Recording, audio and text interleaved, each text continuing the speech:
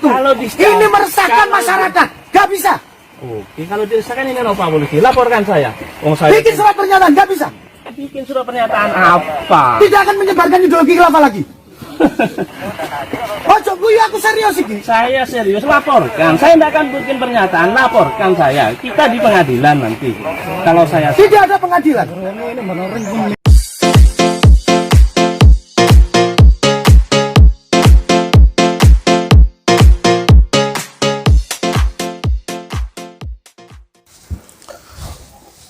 Assalamualaikum warahmatullahi wabarakatuh.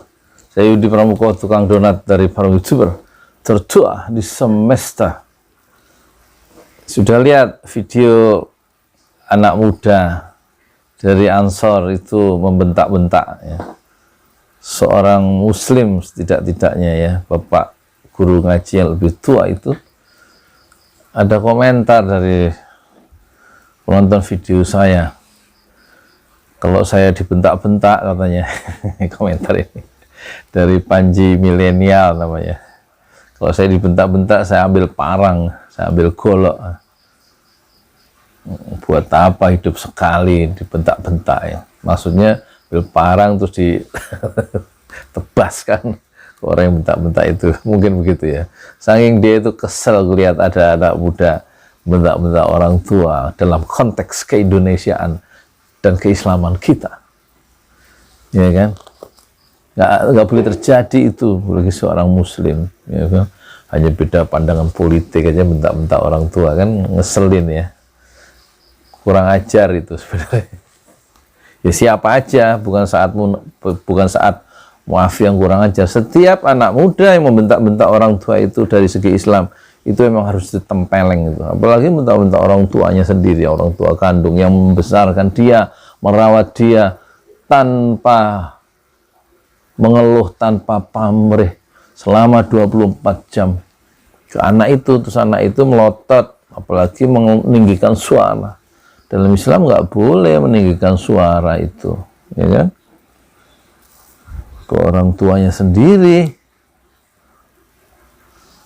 Mak, Mi, 2 tambah 2 itu sebenarnya 4, kata maknya nih. Bocah ya nak, atau gimana ya, 2 tambah 2 itu menurut Umi, menurut ibu, menurut saya, kata ibunya nih, 2 tambah 2 itu 5. Itu si anak yang sudah sarjana dokter tuh harus bilang begini, ya mak, 2 tambah 2 memang 5. Tuh kata anaknya yang terpelajar itu. Jadi jangan sekali-sekali membantah orang tua. Benarkan saja ucapan orang tua itu. Apalagi orang tua sendiri ya. Benar. Ya kan? Kan bukan sebuah kemungkaran aja loh. Ya kan? Jangan sekali-sekali membantah orang tua. Ya mak, ya pak, 2 tambah 2, 4 itu memang 5. Gak usah bantah sama orang tua mah. Ini bentak-bentak orang tua, ya kan, luar biasa itu. Jadi pantas tuh Panji Milenial tuh bilang, kalau saya dibentak-bentak saya ambil golok deh. Ya kan, hidup sekali dibentak-bentak, saking keselnya tuh. Nah, kemarin saya dapat telepon dari seorang anak muda. Saya nggak sebutin namanya ya, belum tentu dia berkenan ya. Saya kasih ini aja, video call dari Besuki, dari daerah tempat pesantrennya Gus Nur itu ditolak, ya kan, sama oknum Ansar Bansor di situ yang menolak dengan kekuasaannya, dengan arogansinya, menolak apa? Menolak berdirinya pesantren tahfiz tuh. Nah, anak muda ini video call sore si asar, di sana hujan, di sini hujan, di Parung hujan, di Besuki hujan, di depan rumahnya rupanya dia video call, tapi terang, masih terang. Dia pernah, Gus Nur pernah ke rumah ini katanya, kata anak muda tadi, umurnya 35. Tapi yo kalau ngomong ngejong rokok talah. Dia sambil ngerokok. Jangan rokok apa ya bah. pernah ke sini, terus Gus Dur salah satu percakapannya ya, dia ini kalau nggak saya lupa, kasusnya setelah penolakan pesantren itu, saya nanya kan, gimana itu tanahnya masih diurus katanya, tanahnya ke notaris, ya tanahnya Gus Dur. Apa nggak di ini, apa pemilik semula itu nggak berniat menjual, kata anak muda tadi umur 35. Nggak, sebenarnya pemilik tanah itu nggak berniat menjual kembali, nggak berniat membatalkan jual beli itu. Yang berniat membatalkan notarisnya,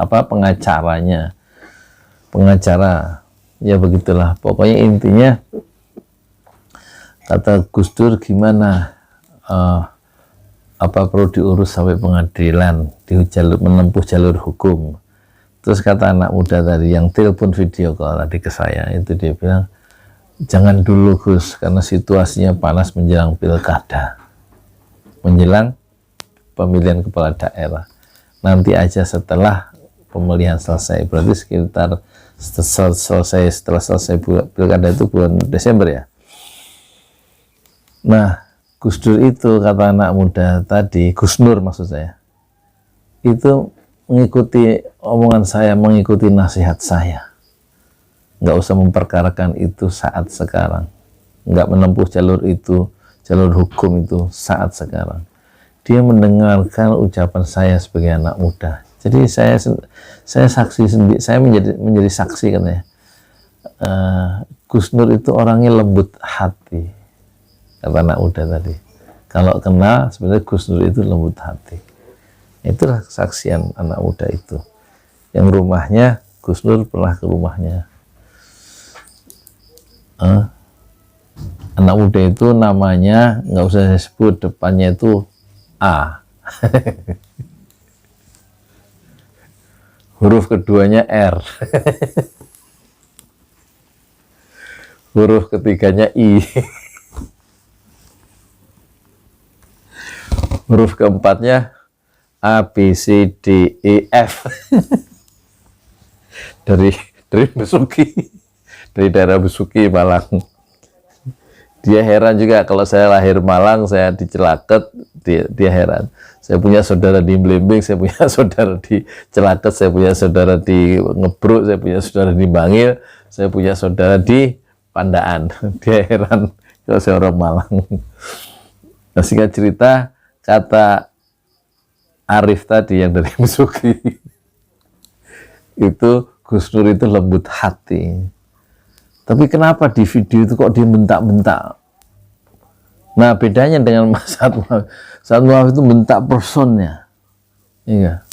Gus Dur itu membentak kebijakan politiknya tanpa orangnya ada di situ. Membentak bukan person orangnya, tapi keputusan-keputusan penguasa itu yang dia salah-salahkan ya. Karena merugikan banyak orang ya. Tapi secara personal dia lembut hati, Gus Nur itu, ya kan? Tentu orang yang mengenal, saya belum pernah ketemu ya sama Gus Nur ya. Belum pernah ketemu ya.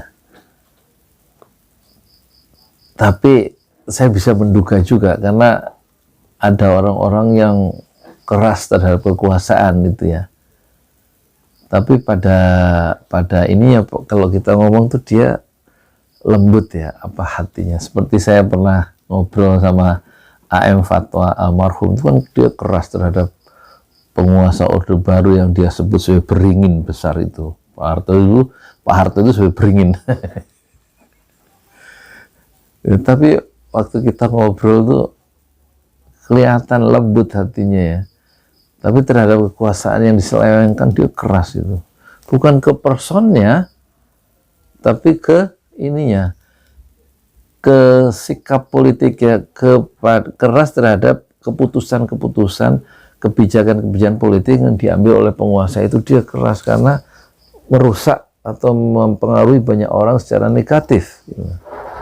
Nah, Gus Dur itu juga saya bisa bayangkan lembut hati itu, saya bisa memahami ya, karena saya pernah juga bicara dengan nggak kenal saya dengan Ustadz Abdul Qadir Jailani yang sama-sama pernah dipenjara oleh bersama Aim Fatwa, dipenjara oleh rejim Soeharto, rejim Orde Baru. Itu kata anaknya Ustadz Abdul Qadir Jailani, kalau bicara kan kencang gitu, menghajar penguasa ya. Tapi waktu saya tanya ke anaknya itu waktu pertelepon, gimana bapak di rumah? Wah, bapak orangnya demokratis katanya. Ya, jadi bisa mendengar, bisa nggak seperti kalau dia menyerang secara frontal terhadap kekuasaan Soeharto itu. Ini kata anaknya yang sekolah di Malaysia ya. Jadi saya setuju, saya bisa paham ya dengan pengalaman hidup saya, meskipun saya tidak pernah ketemu dengan Gus Nur, dia pasti orang yang lembut hati. Berdasarkan pengalaman dan beberapa referensi ya, saya tidak pernah salaman dengan Gus Nur, tidak pernah ngobrol dengan Gus Nur, dan saya tidak kenal dengan Gus Nur secara face to face ya, belum pernah duduk satu ruangan ya. Tapi saya bisa menyimpulkan Gus Nur orangnya lembut hati. Saya Yudi Pramuka, tukang dolan dari Parwicur, tertuah di semesta fasbir, sabron jamilah, bersabarlah dengan kesabaran yang indah. Assalamualaikum warahmatullahi wabarakatuh.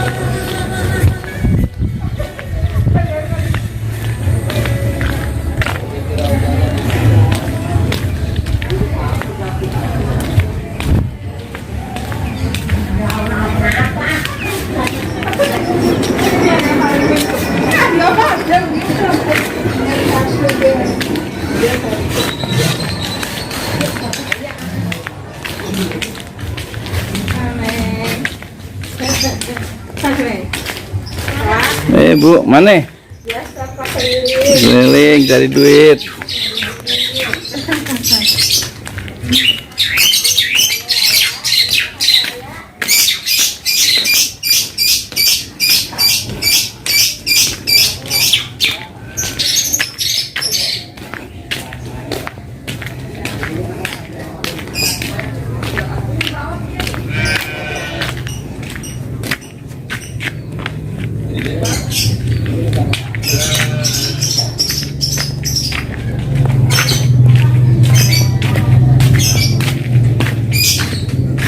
Lihat tanah nih. Aku jalan dari sini berapa menit.